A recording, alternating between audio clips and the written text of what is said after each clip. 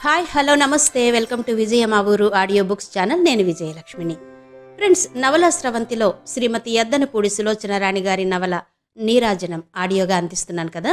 మరి ఈరోజు నీరాజనం నవల ఆడియో 12వ భాగం వినిపించబోతున్నాను.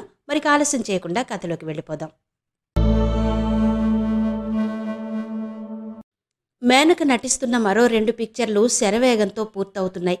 మరో 4 సినిమాలకు అగ్రిమెంట్ మీద సంతకం చేసింది. మొదట్లో మేనకని హీరోయిన్గా బుక్ చేస్తే ఆ పిక్చర్లో నటించనని, హీరోయిన్ని మార్చమని చెప్పి తనకిష్టమైన హీరోయిన్ను పెట్టించుకున్న బాలశంకరం ఆ సినిమా ఫ్లాప్ కావడంతో మేనకని హీరోయిన్గా చేయమని ప్రొడ్యూసర్ని అడగసాగాడు. మేనకకి ఎవరి మీద కావేశాలు లేవు. అతను వద్దన్నప్పుడు నిరాశపడనూ లేదు, కావాలి అన్నప్పుడు సంబరపడనూ లేదు. మేనక బ్యాంక్ బ్యాలెన్స్ 50,000 దాటిపోయింది. మాటిమాటికి ఆ బ్యాంకు పుస్తకం చూసుకునేది. అది చూస్తుంటే కొండంత అండ తనకి ఉన్నట్టుగా ధైర్యంగా ఉండేది. జీవితంలో ఇంకెప్పుడూ నేను గాని నా వాళ్ళు గాని ఇక పస్తు పడుకోనవసరం లేదు అనిపించేది. ఖాళీగా ఉన్నప్పుడల్లా ఆ బ్యాంకు పుస్తకం తెరిచి ఆ డబ్బు ఎంత ఉండేదో చూసుకుండేది. రాత్రివేళ దాన్ని దిండు కింద పెట్టుకునేది. ప్రతిరోజు ఉదయం లేవగానే రాత్రి పడుకోబోయే ముందు దాన్ని తనివి తీరా చూసి తీరాల్సిందే. అయినా కూడా మేనకకి ఒక్కొక్కసారి విపరీతమైన కలలు వస్తూ ఉండేవి. పున్నమ్మ పోట్లాడుతున్నట్టు, తండ్రి కొడితే వెళ్ళి కమలా పండ్ల బుట్టలో పడినట్టు, డబ్బాలో పిండి నేలకు ఒలిగిపోయినట్టు, గౌను చిరిగి వేళ్లాడుతున్నట్టు, తనకు ఎవ్వరూ లేరని ఏడుస్తున్నట్టు కలలొచ్చేవి. ఆ కలలో విపరీతమైన బాధకి తట్టుకోలేని మేనక ఏడుస్తూ గభాలన లేచి కూర్చునేది. కాసేపటికి అది కల అని తెలిసి వచ్చేది. ముఖం నిండా చెమటలు పట్టేవి. దిండు కింద తడిమి ఆ బ్యాంకు పుస్తకం తీసుకుని కన్నార్పకుండా చూసుకునేది. నాకు డబ్బుంది అంటూ మననం చేసుకుని పడుకునేది. తమ జీవితంలో ఇంత సంపాదించినా ఈ కల వస్తూనే ఉండడం మేనకకే విచిత్రంగా అనిపించేది. నిరంజనం గారు ఒకసారి మేనకని, అమ్మాయి, నీ బ్యాంక్ బ్యాలెన్సు బాగా పెరిగింది, గవర్నమెంట్కి తెలియచేసి ఇన్కమ్ ట్యాక్స్ కట్టావా అని అడిగారు. గవర్నమెంట్కి నేనెందుకు తెలియచేయాలి అంది మేనక. అది రూలు తల్లి. ప్రతి సంపాదనపరుడు సంపాదించే తన డబ్బు లిమిట్ దాటితే గవర్నమెంట్కి చెప్పి ట్యాక్స్ కట్టాలి అన్నారాయన. నేనెందుకు కట్టాలి? ఇది నా డబ్బు, కష్టపడి సంపాదించుకున్నాను. నేను అన్నం లేక మాడి చచ్చినప్పుడు ఈ గవర్నమెంట్ నాకు అన్నం పెట్టిందా, ఆదుకుందా అంది మేనక కోపంగా. ఆయన శాంతంగా మేనకకి వివరించి చెప్పారు. చూడమ్మా, నీకు తెలియకుండా గవర్నమెంట్ చేసిన ఎన్నో పనులున్నాయి. వాటిని నువ్వు అనుభవిస్తున్నావు. మీ ఇంట్లో లైట్ ఉంది, నీళ్లు వస్తున్నాయి, పంపులున్నాయి. అలా ఆ నీళ్లు రావడానికి, లైట్లు వెలగడానికి గవర్నమెంటు ఎంతో ఖర్చు పెట్టాల్సి వస్తుంది. అంతేనా? నువ్వు భోజనం చెయ్యాలంటే పంటలు పండాలి, ఆ పంటలకి నీళ్లు అందించాలి, దానికోసం డ్యాంలు కట్టాలి. మనం వెళ్లే బస్సులు, రైళ్లు గవర్నమెంట్ ఏర్పాటు చేసినవే. మనింట్లో మనం సుఖంగా నిశ్చింతగా ఉండాలంటే మన దేశాన్ని సైనికులు కాపాడాలి, వాళ్ళని గవర్నమెంట్ పోషించాలి. నువ్వు వీధిలో తిరగాలంటే రోడ్లు వేసి ఉన్నాయి కదా, ఆ రోడ్లు శుభ్రంగా ఉండాలి. పిల్లల చదువులకి కాలేజీలు, రోగులకి హాస్పిటల్సు అన్నిటినీ పోషించాలి. వీటన్నిటికీ ఎంతో డబ్బు కావాలి. ఆ డబ్బు అనేక రకాలుగా గవర్నమెంట్ సమకూర్చుకుంటుంది. అందులో సంపాదించే వ్యక్తి ట్యాక్స్ రూపంలో కొంత ధనం ప్రభుత్వానికి చెల్లించాలి. సంపాదన లేని వారిని ప్రభుత్వం ఏమీ అనదు. ఆ సంపాదన కూడా ఒక స్థితి దాటిన తర్వాతనే ట్యాక్స్ కట్టమంటుంది. ట్యాక్స్ ఎందుకు చెల్లించాలో ఇప్పటికైనా అర్థమైందా అని అడిగారాయన. మేనక అర్థమైందన్నట్టు తల ఊపింది. దేశంలో మిగతా అందరూ చెల్లిస్తారు కదండి, నేనొక్కదాన్ని చెల్లించకపోతే ఏమవుతుంది అంది. ప్రతి ఒక్కరూ అలాగే అనుకుంటారనుకో, అప్పుడేమవుతుంది అన్నారాయన. నేనసలు డబ్బు సంపాదించినట్టు వాళ్ళకెలా తెలుస్తుంది? నేను చెప్పను అంది ఆశగా మేనక. నువ్వు చెప్పకపోయినా నీ డబ్బు చెల్లించినప్పుడు లెక్కల్లో నీకు ఇచ్చినట్టు చూపిస్తారు బ్యాంకు ఖాతాల్లో అన్నారాయన. బాప్రే అంది. కట్టక తప్పదా అన్నట్టు చూసింది. కట్టకపోతే నిన్ను అరెస్ట్ చేస్తారు. నీ డబ్బంతా లాక్కునే అధికారం ప్రభుత్వానికి ఉంటుంది. మై గాడ్, రేపే కట్టేస్తాను.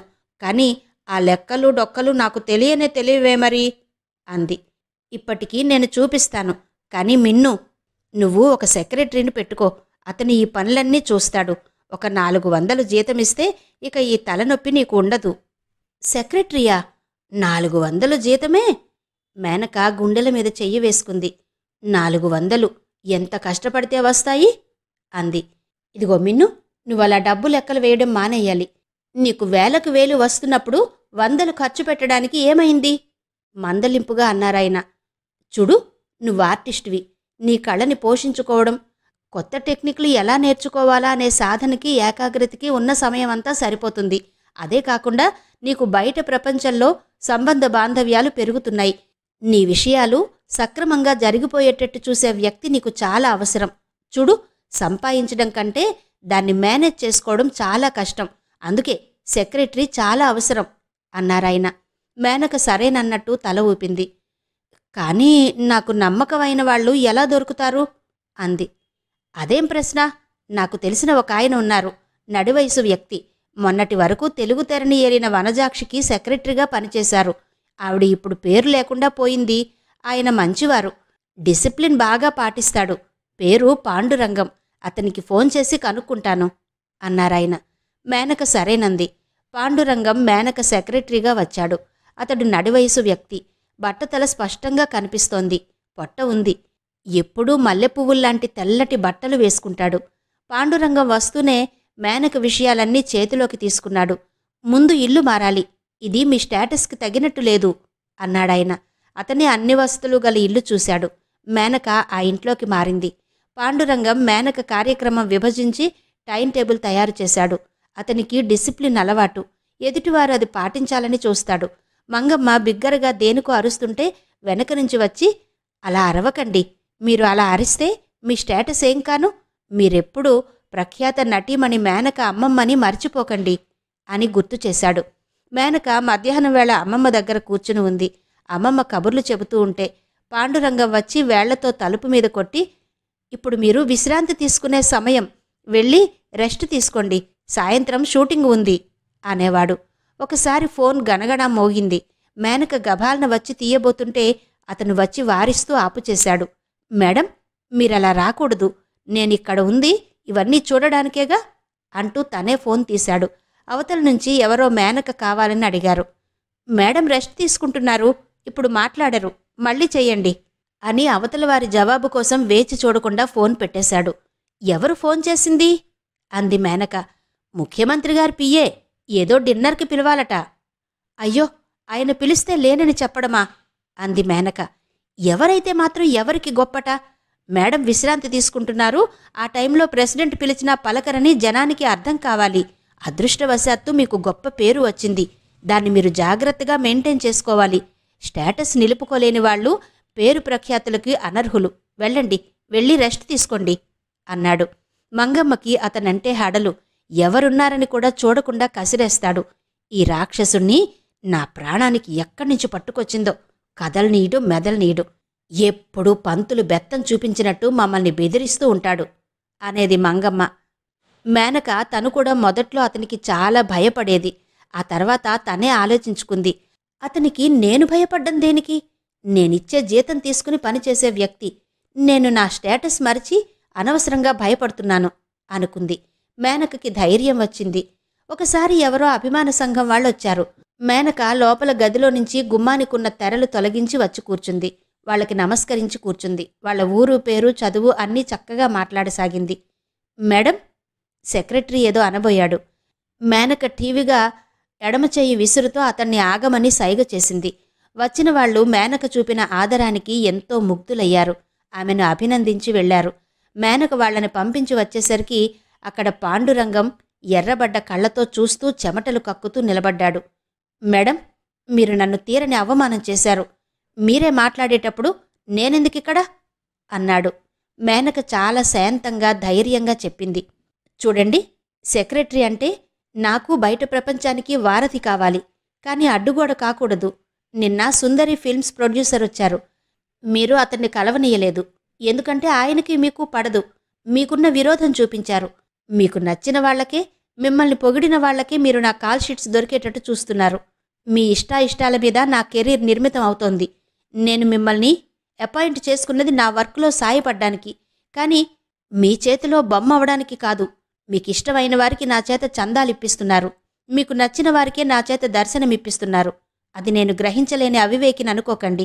మీ వల్ల నాకు నిశ్చింతపోయి సమస్యలు, అశాంతి ఎదురవుతోంది. నేను నెలకి 500 ఇచ్చి తలనొప్పి కొనుక్కుంటున్నానన్నమాట అంది మేనక. మేడం అన్నాడాయన. అరవకండి. మీరు నిన్న రాత్రి మయూర హోటల్లో ఆ డైరెక్టర్తో పార్టీ ఎందుకు తీసుకున్నట్టో. మీకు నేనిచ్చేది 400 మాత్రమే. మీరు ఇంటి అద్దె 500 రూపాయలు ఎలా ఇవ్వగలుగుతున్నారు? ఆడపిల్లని కదా అని ఆడిద్దామనుకుంటున్నారు అంతేనా? కోపంగా అంది మేనక. అతను నిరుత్తరుడయ్యాడు. నోట మాట రాకుండా చూస్తుండిపోయాడు. చెప్పండి, జవాబేం చెబుతారు? నిలదీసింది మేనక. నేను నేను రాజీనామా ఇచ్చేస్తున్నాను అన్నాడు. థ్యాంక్ యూ వెరీ మచ్ అంది మేనక. పాండురంగం వెళ్ళిపోయాడు. మేనక వారం రోజుల తర్వాత నాగలింగం అనే అతన్ని సెక్రటరీగా వేసుకుంది. నాగలింగం పిల్లలు గలవాడు, నిదానస్తుడు, ఓపికస్తుడు, ఎవ్వర్నీ నొప్పించకుండా తన పని చేసుకునే చాకచక్యం కలవాడు. అతనొచ్చిన తర్వాత చాలా హాయిగా అనిపించసాగింది మేనకకి. మేనక డైనింగ్ టేబుల్ దగ్గర వచ్చి కూర్చుంది. అమ్మమ్మ తప్ప మాధవి లేదు. మేనక అసలు ఇంట్లో భోజనం చేసేదే తక్కువ. ఉన్నప్పుడు అందరీ కలిసి భోజనం చేస్తారు. మధు ఎక్కడా అని అడిగింది. పడుకుంది అంది మంగమ్మ. అన్నానికి రాలేదే? ఆకలి లేదుట. ఎందుకని? పనిపాట లేక చిరాగ్గా అంది మంగమ్మ. మేనక మంగమ్మ వంక క్షణంసేపు చూసింది. ఆ పైన ఇంకేం మాట్లాడకుండా లేచి సరాసరి మధు గదిలోకి వెళ్ళింది. మధు మంచం మీద పడుకుని ఏడుస్తోంది. మధు, ఏంటే, ఏమైంది? ఆదుర్దాగా మంచం మీద కూర్చుని మాధవి చెయ్యి పట్టుకుంటూ అడిగింది. ఏం లేదక్కా. నా దగ్గర దాపరికమా? ఏమైందే? బలవంతంగా మాధవి భుజాలు పట్టి కూర్చోబెడుతూ అడిగింది. మాధవి అక్కవైపు చూసింది. ఆ కళ్ళు చాలాసేపటి నుంచి ఏడుస్తున్నట్టు ఎర్రబడి వాచి ఉన్నాయి. ముఖం ఉబ్బి ఉంది. మధు, మేనక దుఃఖంతో కమిలిపోయిన చెల్లెలి ముఖం చూడలేకపోయింది. మనసు ద్రవించినట్టవగా అంది. ఏమైంది? నేనుండగా నాకు చెప్పకుండా ఎందుకులా ఏడుస్తావు? నేను చేయలేనిదైతే తప్పకుండా ఏడుద్దువుగాని. ఏమైందే? కంగారుగా భయంగా అడిగింది మేనక. అక్కా, సురేష్. మాధవి ఆగిపోయింది. సురేషా? ఏమైంది? ఏం జరిగింది? నన్ను మోసం చేశాడు. My God! మేనక దిగ్భ్రాంతి చెందింది. అప్రయత్నంగా నిశితంగా మాధవి పొట్టవైపు చూసింది. తను వారిద్దరూ అర్థం చేసుకోవాలి అనే ప్రయత్నంలో ఒకరితో ఒకరు కలిసి తిరిగే ఏర్పాటు చేసింది. మధు తొందరపడలేదు కదా? తల్లి కాబోతోందా? మేనక గుండెలు మంచు ముద్దలా అయినాయి. ఎందుకలా అంటున్నావు? భయంగా అడిగింది మేనక. నన్ను పెళ్లి చేసుకుంటానని వాగ్దానం చేశాడా? ఇప్పుడేమంటున్నాడో తెలుసా? వాళ్ల నాన్నకి ఈ సంబంధం ఇష్టం లేదుట. ఫణిభూషణ్ రావు కూతురు రజనిని ఇచ్చి పెళ్లి చేయాలని చూస్తున్నాడట. వాళ్ళు దగ్గర బంధువులేగా. ఆయన ఆ సంబంధమే ఖాయం చేస్తాను అంటున్నాడట. వాళ్ళమ్మకి అతనంటే ప్రాణమట. వాళ్ళని కాదని ఏ రిజిస్టర్ మ్యారేజో చేసుకోలేడట. నేను బాగా పోట్లాడాను. నువ్వు ద్రోహివి అన్నాను. ఇద్దరం బాగా పోట్లాడుకున్నాం. మధు ఇద్దరి మధ్య జరిగిన సంఘర్షణ ఒక్క అక్షరం కూడా పొల్లుపోకుండా చెప్పింది. మేనక శ్రద్ధగా వింది. అంతా విన్న తర్వాత మేనకకి మనసులో నుంచి పెద్ద బరువు దించినట్టుగా అయింది. ఇంతే కదా అనిపించింది. మధు, ఈ మాత్రం దానికే ఇంత బెంబేలు పడిపోవాలా? నాతో మాట మాత్రం చెప్పకూడదు? అతనన్న దాంట్లో నాకేం తప్పనిపించలేదు. అతనన్న ప్రకారం పెళ్ళైతే అతని తల్లిదండ్రుల ఆమోదంతో అవ్వాలి. నువ్వు సగర్వంగా కోడలుగా వెళ్ళాలి. ఆ పెళ్లి జరిగితే వాళ్ల కుటుంబంతో సంబంధం ముడిపడాలి గాని తెగిపోకూడదు. నీ మూలంగా తల్లికి దూరమయ్యానే అన్న బాధ అతనికి కలలో కూడా కలగకూడదు. నేను కూడా అతన్నే సమర్థిస్తున్నాను అంది మేనక. అక్కా, నువ్వు కూడా ఇలాగే అంటున్నావా? నా మనసు నీకు అర్థం కావడం లేదు. అతను వేరే అమ్మాయిని పెళ్లి చేసుకుంటే నేను భరించలేను. నేను బ్రతకను ఆవేశంగా అంటున్న చెల్లెల్ని చెయ్యి పట్టి లాగింది మేనక. అతనితో నీ పెళ్లి కావడం లేదని ఎవరంటున్నారే? నువ్వేగా. నేనా మాట అన్నానా? అతనితో నీ పెళ్ళి అవుతుంది. తల్లిదండ్రుల ఇష్టప్రకారమే మీ పెళ్లి జరగాలి అంటున్నావుగా. ఎలా అక్క? అదంతా నీకనవసరం. అక్క మీద నీకు నమ్మకం ఉంది కదూ? వేలు పెట్టి చూపిస్తూ అడిగింది మేనక. ఉంది. అయితే లేచి అన్నానికి రా. అక్కా, ఇంకేం మాట్లాడొద్దు ఆజ్ఞాపించింది మేనక. మాధవి మారు మాట్లాడకుండా లేచి వచ్చింది. మేనక మర్నాడు ఉదయం సరాసరి పెద్ద మేనమామ ఇంటికి వెళ్ళింది. బుచ్చిరాజు భోజనం చేసి ఆఫీస్కు వెళ్లే ప్రయత్నంలో ఉన్నాడు. మేనక వచ్చిందని తెలియగానే పరిగెత్తుకు వచ్చాడు. మేనక కారులో కూర్చునే నాగలింగంతో కబురు చేసింది. పొడిగాటి ఆ కారు, అందులో కూర్చుని ఉన్న మేనకని అప్పటికే ఆ వీధిలో అందరూ ఆసక్తిగా చూడసాగారు. మేనక, ఇదేంటి? లోపలికి రా, ఇక్కడే కూర్చున్నావే అన్నాడతను. నీతో పనుంది, మాట్లాడాలి, కారెక్కు అంది మేనక. నువ్వు లోపలికొస్తే గాని నేను రాను. నేనెవరిని? మామయ్యనే కదా అన్నాడు. మేనక అలాగా అన్నట్టు చూసింది. దిగి లోపలికొచ్చింది. బుచ్చిరాజు భార్య పరిగెత్తుకు వెళ్ళి కుర్చీ తెచ్చివేసింది. కూర్చో, ఏంటో చెప్పు అన్నాడు. నువ్వు సురేష్ తండ్రి దగ్గరకు వెళ్ళి మాట్లాడాలి. మాధవిని చేసుకుంటానన్న సురేషేనా? అవును. ఏం మాట్లాడాలి? మాధవిని సురేష్కి ఇస్తామని వాళ్ళడిగిన విధంగా పెళ్ళి, కట్న కానుకలు ఏం కావాలో చెప్పమని మధ్యవర్తిగా పనిచేసి ఈ సంబంధం ఖాయపరచాలి. అలాగే. ఇంతలో అతని భార్య వెండి గ్లాసుతో వేడివేడి కాఫీ తెచ్చి ఇచ్చింది. మేనక ఎడమ చెయ్యి విసురుతూ వద్దన్నట్టుగా చూస్తూ తిరస్కరించింది. తీసుకోవే అమ్మా, పేదవాళ్లం, హఠాత్తుగా వచ్చిన దేవతవి, అంతకంటే ఇవ్వలేం అన్నాడు మేనమామ. నేనిప్పుడే దానిమ్మ రసం తాగి వచ్చాను మావయ్య. నా భోజనం ఇక టైం ప్రకారం జరగాలి, డైటింగ్ అంది. విన్నావా? అది మనలా మామూలు మనిషి కాదు, ఎప్పుడు పడితే అప్పుడు గొంతులో కాఫీ నీళ్లు పోసుకోవడానికి. చూశావా, ఇప్పుడే దానిమ్మ రసం తాగిందట. విన్నావా ఎప్పుడైనా? బుచ్చిరాజు భార్యతో గొప్పగా అన్నాడు. అప్పటికే ఆవిడ ఇరుగు పొరుగు ఉన్న తన స్నేహితుల్ని మేనకని చూడడానికి పిలిచింది. ఆడవాళ్లు, మగవాళ్లు అందరూ వచ్చారు. మా బుచ్చిరాజుగారి మేనకోడలని మేము మాకు తెలిసిన వాళ్ళందరికీ చెప్పుకుంటాం అన్నారు వాళ్ళు. మేనక వచ్చేస్తుంటే బుచ్చిరాజు భార్య బొట్టు పెట్టి పళ్ళు చేతికిచ్చింది. నీకు తీరుబడి ఉండదని తెలుసనుకో, కానీ మామయ్యే కదా, అప్పుడప్పుడు వస్తుండమ్మా అంది. మేనక బయటకొచ్చేసరికి ఆ వీధి జనం అంతా అక్కడే ఉన్నారు. నాగలింగం వారిని పక్కకు తప్పుకోమని సర్దుతూ సతమతమవుతున్నాడు.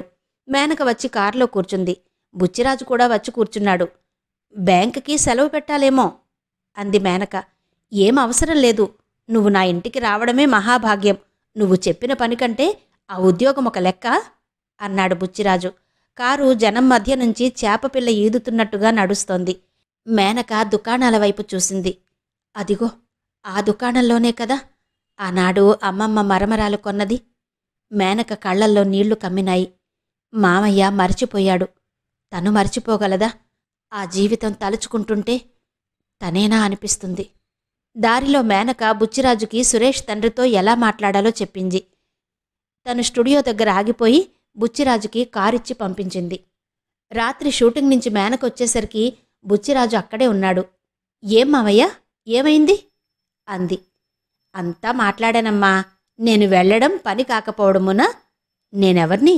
మేనక మేనమామని అన్నాడాయన. ఏమన్నారాయన అడిగింది మేనక. మొదట బింకంపోయాడు. నువ్వు ఏవైనా సరే ఈ పెళ్లి జరగాలి అనుకుంటున్నావని చెప్పాను. దాంతో మెత్తబడ్డాడు. ఆ ఫణిభూషణ్ రావు 15,000 కట్నమిస్తానన్నాడు. నేను 30,000 ఇస్తాము అన్నాను. ఆడపిల్లలకి ఏవో లాంఛనాలన్నాడు. సరేనన్నాను. అన్నిటికీ ఒప్పుకున్నాడు. మంచి రోజు చూసి లగ్నం పెట్టుకుందామని చెప్పాడు. మరి వాళ్లకేం జవాబు చెబుతాడట? ఏం చెబుతాడో మరి. సరే, పురోహితుణ్ణి పిలిపించి మంచి రోజు చూడు, వీలైనంత త్వరగా లగ్నం పెట్టించు. అలాగే, నువ్వంతగా చెప్పాలా? నేను నిలబడి నా చేతుల మీద ఈ పెళ్లిని ఎలాంటి లోటు లేకుండా జరిపిస్తాను, సరేనా అన్నాడు బుచ్చిరాజు. థ్యాంక్యూ అంది మేనక. మాధవి సురేష్ల వివాహం నిశ్చయమైంది. తాంబూలాలు పుచ్చుకున్నారు. బుచ్చిరాజు ఆధ్వర్యంలో అంతా సవ్యంగా ఘనంగా జరిగింది. మేనక ఎంతో ఉత్సాహంగా ఆరిందాలా ఆ కార్యక్రమం అంతా జరిపించింది. మేనక జరిపిన మర్యాదలకి సురేష్ తల్లి తండ్రి ఎంతో ఆనందపడ్డారు. సురేష్ వెళ్లే ముందు మేనకతో, వదినగారు, మీకు నా కృతజ్ఞతలు ఎలా తెలియచెయ్యాడో తెలియడం లేదండి. మీరు అసాధ్యమైన పనిని సుసాధ్యం చేశారు. ఫణిభూషణ్ రావు గారు డాడీకి స్నేహితులు. వారి మాట ఎలా తీసేయగలిగారో నాకే ఆశ్చర్యంగా ఉంది. ఏమైనా నేను మధు జీవితాంతం మీకు కృతజ్ఞులం అన్నాడు. మాధవైతే మరీను. అక్కా అంటూ, నేనెంతో అదృష్టవంతురాల్ని కదూ అంది. మేనక ఇంట్లో జరుగుతున్న మొదటి శుభకార్యమది. మేనక తోటి నటీనటులు, డైరెక్టర్లు, ప్రొడ్యూసర్సు, అభిమానులు చాలామంది వస్తారు. మేనక నాగలింగంతో ఏర్పాట్లు ఘనంగా ఉండాలని చెప్పింది. బుచ్చిరాజు మేనక అడగకుండానే సెలవు పెట్టి కావలసిన ఏర్పాట్లు చూడసాగాడు. గవర్రాజు, నాక్కూడా ఏదైనా పని చెప్పండి అంటూ వచ్చాడు. అతనికి ఇప్పుడు మేనకను చూస్తే భయం. మేనక కనిపిస్తే పక్కకు వెళ్ళిపోతాడు. 2 నెలల కిందట అతను జోదగృహంలో చిక్కి పోలీసులు అరెస్టు చేస్తే బుచ్చిరాజు వచ్చి మొత్తుకుంటే మేనక వెళ్ళి ఆ పోలీసు అధికారికి ఫోన్ చేసి అతన్ని విడిపించింది. అప్పటినుంచి గవర్రాజు కూడా మేనక ఇంటికి వస్తూ పోతూనే ఉన్నాడు. మంగమ్మ అతడికి అన్నం పెడుతూ, ఒరేయ్, నువ్వు వెధవేషాలు వేస్తే మేనక పరువు పోతుందిరా. మేనక మేనమామవు నువ్వు, చిల్లరగా తిరక్కు అని అదిలిస్తూ ఉండేది. గవర్రాజు భార్య ఈ మధ్యనే పోయింది. అతని ఆరోగ్యం కూడా అంతంత మాత్రమే. అతను తరచుగా వచ్చి మంగమ్మ దగ్గర నుంచి 10ో 12కో పట్టుకుపోతూ ఉంటాడు. మేనక మాధవి పెళ్లి శుభలేఖలు చాలా అందంగా ఆకర్షణీయంగా వేయించింది. మాధవికి నగలు చేయించింది. వాటితో పాటు తల్లికి దిద్దులు, చేతులకు గాజులు, మెడలో హారం, ఉంగరం చేయించింది. మంగమ్మ పట్టుచీరలు చూస్తుంటే మేనక దగ్గరకు వెళ్ళి, అమ్మమ్మ, కళ్ళు మూసుకో అంది. ఎందుకే అంది మంగమ్మ. అబ్బా, మూసుకోమంటుంటే అంది. మంగమ్మ కళ్ళు మూసుకుంది. మేనక వెనక్కి దాచిపెట్టుకున్న చంద్రహారం తీసి అమ్మమ్మ మెడలో వేసింది. మెడలో చల్లగా తగలగానే మంగమ్మ కళ్ళు తెరిచింది. మెడలో తళతళలాడుతున్న 5 వరుసల చంద్రహారం మిలమిల మెరిసిపోతోంది. మిన్ను, ఏంటే ఇది? నాకెందుకే అంది. మేనక అమ్మమ్మ బోసి మెడతో ఉండొచ్చునా? అమ్మమ్మ, ఈ హారం వేసుకుంటే నీ ముఖం ఎంత కళగా ఉందో తెలుసా అంది మేనక.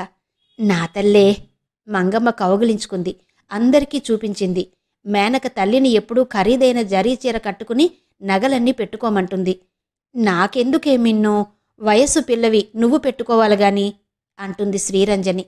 అలా అనకమ్మా, నువ్వు అలా మంచి చీర కట్టుకుని నగలు పెట్టుకుని నా కళ్ళెదురుగా తిరుగుతుంటే నా మనసుకి చాలా శాంతిగా ఉంటుంది అంటుంది మేనక. పిచ్చిదానా, శ్రీరంజని నవ్వేది. పెళ్లి దగ్గరకొస్తోంది. సురేష్ తండ్రి, పీటల మీద ఎవరు కూర్చుని కన్యాదానం చేస్తున్నారు అని అడిగాడు. ఇంకెవరున్నారు? మా పెద్ద మేనమామ, మేనత్త అంది మేనక. తండ్రి ఉండగా వారెందుకు కన్యాదానం చెయ్యాలి అన్నారాయన. తండ్రా? మాకు తండ్రి లేడనేది జగమెరిగిన సత్యం అంది మేనక. ప్రపంచానికేం తెలుసు? కంటికి కనిపించిందే నిజమని అనుకుంటారమ్మాయి. మీ నాన్న ఎవరో కాదు, నా స్నేహితుడే. అందుకే కదా అతని కూతుర్ని చేసుకుందామని అనుకున్నాను. ఇంతలో నువ్వు మీ చెల్లెలినిస్తానని కబురు చేశావు. నేనతనికి మాట ఇచ్చి వచ్చాను. సురేష్ మాధవిని తప్ప ఎవ్వరినీ చేసుకోనని మొండికేశాడు. నాకేం చెయ్యాలో తోచలేదు. అప్పుడు మీ నాన్నకి ఆ సంగతంతా చెప్పేశాను. ఆయన మంచివాడు. ఏమన్నారో తెలుసా? నాకు రజని అయినా ఒకటే, మాధవైనా ఒకటే, ఇద్దరు నా కూతుళ్లే. నువ్వు సురేష్కి మాధవిని చేసుకుంటే నాకు సంతోషమే అన్నాడు. ఆయన మీతో కలవడానికి తహతహలాడుతున్నాడు. మీ నాన్న ఉండగా ఎవరో కన్యాదానం ఎందుకు చెయ్యాలి అన్నాడాయన. మేనక పెదవులు బిగబట్టింది. ముఖం ఎర్రబడింది. ఎవరు నాన్న, ఎవరు కూతుళ్ళు? ఆయన మా తండ్రి కాదు, మేమాయన కూతుళ్ళము కాదు విసురుగా అంది మేనక. అలా ఆవేశపడితే ఎలా? ఏదో పరిస్థితుల ప్రాబల్యం వల్ల బాధల కొద్దీ మిమ్మల్ని ఆదుకోలేకపోయాడే అనుకుందాం. అంత మాత్రాన మీరుభయులు తండ్రి కూతుళ్ళు కాకుండా పోతారా? మీతో మా సంబంధ బాంధవ్యాలేంటో తర్కించే ఓపిక, ఆసక్తి నాకు లేవు. ఈ పెళ్లికి మా మామయ్య కన్యాదానం చేస్తాడు. ఇందులో ఇంకో మాట లేదు, ముందే చెబుతున్నాను మేనక ఖచ్చితంగా అంది. ఆయనకి చాలా కోపం వచ్చేసింది. విసురుగా లేచాడు. మాట్లాడ్డానికే తీరుబడిలేని గొప్పదానివని మాకు తెలియదులేమ్మా. నువ్వేం చెప్పనవసరం లేదు. ఇదిగో, నేను ముందే చెబుతున్నాను.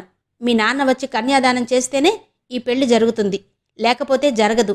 ఈ లగ్నానికే ఈ పెళ్లి జరుగుతుందో లేదో మీరు 1 గంట లోపల నాకు ఏ సంగతి కబురు చేయండి. నేను వెళ్తున్నాను అని బయలుదేరాడు. ఆయన వెళుతుంటే మేనక అరిచినట్టుగా పిలిచింది. ఆగండి, ఈ పెళ్లి జరగడం లేదు. ఇప్పుడే చెప్పేస్తున్నా. మీ అబ్బాయికి వేరే సంబంధం చూసుకోండి అంది. సరేనమ్మా, సరే. ఆడపిల్లవి, నీకే అంత అహంకారముంటే మగమహారాజుని నాకెంత ధీమా ఉండాలి. ఇదిగో, నీ చెల్లెలికి నువ్వు పెళ్లి చెయ్యలేవేమో గాని నా కొడుక్కి నేను క్షణాల మీద చేయగలను.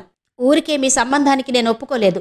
మావాడు ప్రేమించాడు అనగానే మీ నాన్న నాకు బాగా తెలుసు కాబట్టి సరే అన్నాను. కన్న తండ్రినే కాదంటున్నావు, ఇక మమ్మల్నేం గౌరవిస్తావు? నడమంత్రపు సిరితో కళ్ళు కనిపించిన వాళ్లను ఇంతమందిని చూశాను అంటూ జుట్టు గుప్పెట్టుతో పట్టుకుని చూపించాడు. అసలు ఈ సంబంధం మనకి వద్దురా, అంతా ఆడవాళ్ల పెత్తనల్లా ఉందని మొదటే అన్నాను. వాడు నా మాట వినలేదు. వాడు గోతులోకి దిగి మమ్మల్ని గోతులోకి లాగాడు. చిచి! ఆయన పెద్దగా అరుస్తూ రంకెలు వేస్తూ వెళ్ళాడు. ఇల్లంతా ఒక్కసారిగా నిశ్శబ్దంగా అయిపోయింది. మేనక నిశ్చేష్టురాలుగా నిలబడిపోయింది. ఓ చెంప అవతల గదిలో ప్రొడ్యూసర్స్, డైరెక్టర్స్ ఉన్నారు. చూడడానికి వచ్చిన అభిమానులున్నారు. మేనకకి తల తీసేసినంత అవమానం అనిపించింది. గిర్రిన లోపలికి రావడానికి వెనక్కి తిరిగింది. అక్కడ మాధవి, మంగమ్మ, శ్రీరంజని నిలబడి ఉన్నారు. వాళ్ళని చూడగానే మేనక ఒక్క క్షణం మాట రానట్టుగా తడబడింది. ఆ తర్వాత, విన్నారుగా మీరు అంది. వెంటనే తన గదిలోకి వెళ్ళిపోయింది. మేనక టేబుల్ నానుకుని ఇంకా నిశ్చేష్టురాలైనట్టు అలాగే నిలబడిపోయింది. ఇంతలో నాగలింగం వచ్చాడు. అమ్మా, వంటవాళ్లు వచ్చారు. స్వీట్స్ ఏమేం చేయించాలి? డిన్నర్కి ఎంతమంది వస్తారు అని అడుగుతున్నారు అన్నాడు. మేనక ఆయన వైపు తిరగకుండానే అంది. ఈ పెళ్లి జరగటం లేదు, చెప్పండి. అమ్మా, కార్డులు పంచేశాం. ఇప్పుడు ఆత్రంగా అన్నాడతను. ఎన్ని పెళ్ళిళ్ళు పీటల వరకు వచ్చి ఆగిపోవడం లేదు? వాటిల్లో ఇది కూడా ఒకటి. చూడండి, ముందు గదిలో నా కోసం వచ్చిన వాళ్ళున్నారు. వాళ్ళు ఇంత క్రితమే వెళ్ళిపోయారమ్మా. తమరి మనసు బాగా లేనట్టుంది. ఇంకోసారి కలుస్తామని చెప్పమన్నారు అన్నాడు. మేనక నిట్టూర్చింది. సరే అంది. నాగలింగం వెళ్ళాడు. వంటవాళ్లతో, అమ్మగారు బిజీగా ఉన్నారు, ఇంకోసారి రండి అని చెప్పి పంపేశాడు. రాత్రయింది. మేనక మంచం మీద కూర్చుని ఉంది. సాయంత్రం నుంచి అతి భయంకరమైన నిశ్శబ్దం రాజ్యమేలుతోంది ఇంట్లో. మేనక దగ్గరికి ఎవ్వరూ రావడానికి సాహసించలేకపోయారు. చివరికి మాధవి తలుపు తోసుకుని వచ్చింది. మేనక పాదాల చప్పుడు విని తలెత్తి చూసింది. మాధవి ఎదురుగా నిలబడింది. ఏంటి మధు అంది. అక్కా. మాధవి ఏడుపు గొంతుతో వణికిపోతోంది. ఏంటే? ఈ పెళ్లి గురించి ఏం నిర్ణయించుకున్నావు? నా నిర్ణయం ఇందాకే చెప్పానుగా శాంతంగా అంది మేనక. దానికి తిరుగులేదా? లేదు. అక్కా, నాకింత విషమివ్వు ఏడుపు కంఠంతో అంది మాధవి. మధు, ఇంత జరిగిన తర్వాత నేనే ముఖం పెట్టుకుని బ్రతకాలి చెప్పు? నా బాధ ఏంటో నీకు అర్థం కావడం లేదు. నాన్న వస్తే తప్పేంటో చెప్పు. ఆయన అంత మాట అనడం ఇంకా మన అదృష్టం కాదా? మధు, మేనక మంచం మీద నుంచి అరుస్తూ లేచింది. ఏమన్నావే నువ్వు? నువ్వేనా ఈ మాట అనేది? మాధవిని పట్టుకుని ఆవేశంగా అంది. అవును, నేనే అంటున్నాను. ఇందులో నువ్వంత కఠినంగా అనడానికి ఏముందో నాకు అర్థం కావడం లేదు. ఇంకా ఏ రూపంగానైనా దగ్గరవుతున్నందుకు సంతోషపడాలి. మేనక మాధవిని విసురుగా తోసేసింది. మీరంతా ఆయన చేసిన పనులు మర్చిపోయినట్టున్నారే. లేదు లేదు, మీరసలు అవమానం పడలేదు. అవమానం పొందింది నేను. అది నేను మర్చిపోలేను. గుండెల్లో ఇంకా ఆ గాయం పచ్చిగా మండుతూనే ఉంది. అవమానం ఎంతసేపు ఇదే మాట. ఆ మాటకొస్తే మామయ్య మనల్ని అవమానం చేయలేదా? ఆయనతో నువ్వు ఎంత చక్కగా మాట్లాడావు. మరి మామూలుగా ఏం జరగనట్టు ఎందుకు మాట్లాడుతున్నావు? లోకం నిన్ను అవమానం చేయలేదా? లోకంతో ఎందుకు రాజీ పడ్డావు? అంతకంటే తీసిపోయాడా నాన్న? మాధవి నిలదీస్తుంటే మేనక జవాబు చెప్పలేకపోయింది.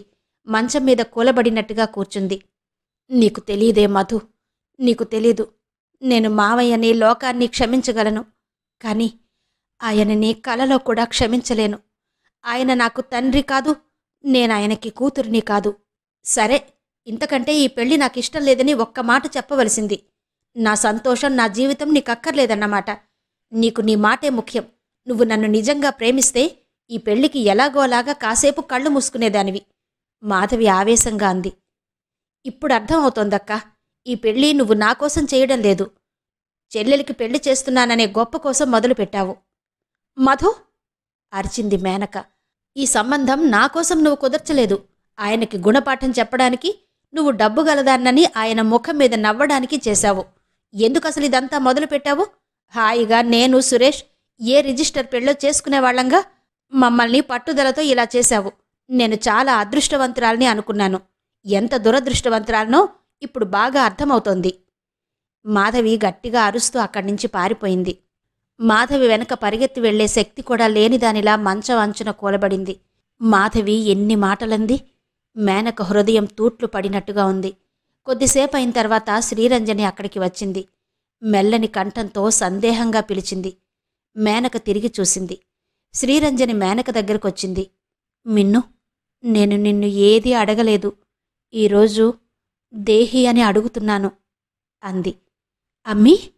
ఆశ్చర్యంగా తలెత్తింది మేనక. మాధవి పెళ్ళి సురేష్తో జరగని. ఆయన వస్తున్నారంటే అంతకంటే కావలసిందేముంది? ఇన్నాళ్ళు నేను పడిన బాధకి ఉపశమనం కలుగుతోంది. ఆయన మిమ్మల్ని తన బిడ్డలుగా స్వీకరిస్తూ 10 మందిలో ఆ సత్యం ఒప్పుకుంటున్నారు. ఇంతకాలం లోకం నన్ను ఒక పతితలా చూసింది. చెడిపోయిన దానిలా ఈసడించింది.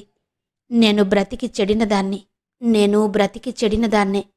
కాని శీలం చెడిపోయిన దాన్ని కాదు అని లోకానికి వెల్లడి కాబోతోంది. ఆయన పక్కన కూర్చుని మాధవి పెళ్లి చేస్తూ ఉంటే ఆ క్షణం నా జీవితంలో వస్తోంది అంటే నాకు పిచ్చెక్కుతున్నంత సంతోషంగా ఉంది. నాకు ఒక భర్త ఉన్నాడు. నేను ఒక వ్యక్తికి భార్యని, ఇల్లాలిని. నా పిల్లలు తండ్రి లేని అక్రమ సంతానం కాదు. తన పిల్లలేనని ఒప్పుకునే అవకాశం వచ్చింది.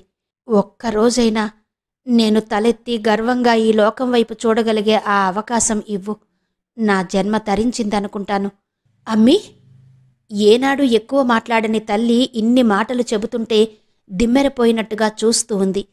శ్రీరంజని మిన్నూని పొట్టకు అదుముకుంది. మిన్ను, ఏ తల్లి పిల్లలని భిక్ష అడగకూడదు.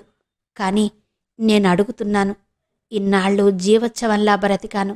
ఎప్పుడూ గాని బయట ప్రపంచానికి ముఖం చూపించకూడదని అనుకున్నాను. భగవంతుడు నా మొర ఆలకించినట్టుగా ఈ అవకాశం వచ్చింది. ఆయనకి బుద్ధి పుట్టడమే నా మహాభాగ్యం అనుకుంటున్నాను. మొన్న మామయ్య అంటున్నాడు, ఇప్పుడు ఆయనందరికీ నువ్వు తన కూతురువని చెప్పుకుంటున్నాడట. మేనక పెదవుల మీద విరక్తి నిండిన చిరునవ్వు వెరిసింది. పిచ్చి తల్లి అనుకుంది.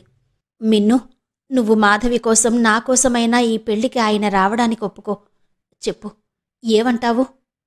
ఆ క్షణంలో తల్లి దీనమైన ముఖం చూసేసరికి మేనక కోపం మంచులా కరిగిపోయింది. ఆవిడ నడుం చుట్టూ చేతులు పెనవేసి చిన్నపిల్లలా చూస్తూ, నీ మాట నేను కాదంటానా అమ్మీ? అంది. నా బంగారు తల్లి వంగి నుదుట మీద ముద్దు పెట్టుకుంటూ అంది శ్రీరంజని. మేనక అతి విలువైన బహుమతి లభించిన దానిలా తల్లి మెడ చుట్టూ చేతులు పెనవేసింది. ఇంతవరకు శ్రీమతి యద్దనపూడి సులోచనారాణి గారి నీరాజనం నవల ఆడియో 12వ భాగం విన్నారు కదా. మిగిలిన కథ తర్వాతి భాగాల్లో వినిపిస్తాను. అంతవరకు సెలవు. నమస్తే.